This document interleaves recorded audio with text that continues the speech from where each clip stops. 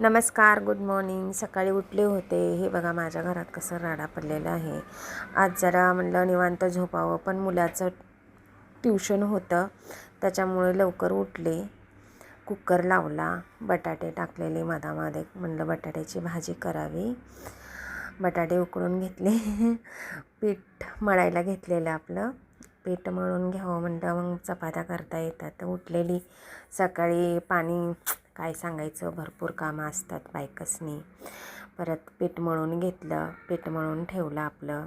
पीठ मळून ठेवल्याच्या नंतर म्हणलं भाजी करून घ्यावी म्हणून भाजीचं साहित्य कांदा वगैरे घेतला. कांदा कापायला, कांदा कापून झाला आपलं. कढई घेतली, कढईमध्ये तेल टाकले, मोहरी जिरे. हे बघा माझ्या किचनमधून असं लुक दिसतं. छान वाटतं मला किचनमध्ये स्वयंपाक करायला. परत मी कढीपत्ता टाकला, जिरे मोहरी आपलं टाकली, कांदा मिरची टाकली त्यातमध्ये. आणि आता तुम्ही म्हणताय आम्हाला तर सगळं कळते, पण ही मी अशी भाजी केलेली सकाळी उठून. माझ्या मुलाला खूप आवडते बटाट्याची भाजी आणि चपाती. म्हणून मी म्हटलं चला आज त्यांचा तर शनिवार होता म्हणून मी नमक टाकलं. शनिवार होता त्याच्यामुळं मी आज बटाट्याची भाजी केली.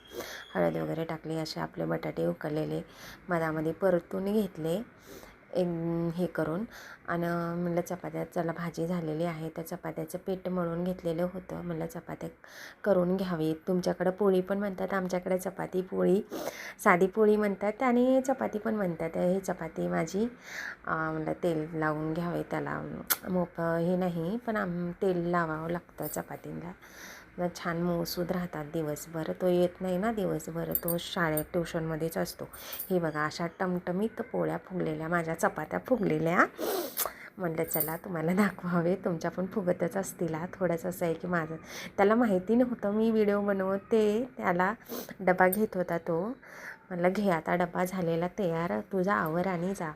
मग मी आता म्हटलं चला आता निवांत थोडंसं बसावे. हे बघा आमचे साहेब बसलेले, मुलगी झोपलेली होती, उठतच नव्हती कितीही आवाज दिला तरी. मग देवाची पूजा करायची होती, मला दिवा बघावा. तर